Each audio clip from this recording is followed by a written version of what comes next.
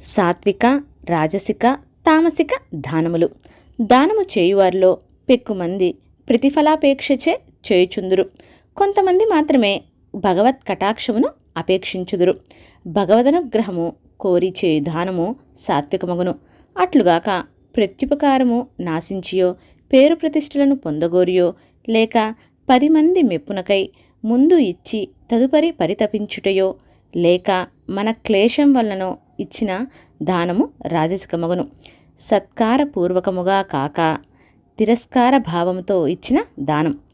దానమునకు తగని వ్యక్తికి గాని స్థానమునకు గాని ఇచ్చిన దానము తామసికమగును. అనగా తిండి తీర్థాదులకు కొదవలేని స్థానము అన్నదానమునకు తగని స్థానమే అగును. రోగులు వెళ్ళుటకు సాధ్యముగాని ప్రదేశములో వైద్యాలయమును నిర్మించుట వృధానే యగును. కడుపు నిండుగా తిని కదలలేని వానికి అన్నము భుజ భారమనిపించును. ఇట్టి సార్థకము కాని దానములు తామసిక దానములగును.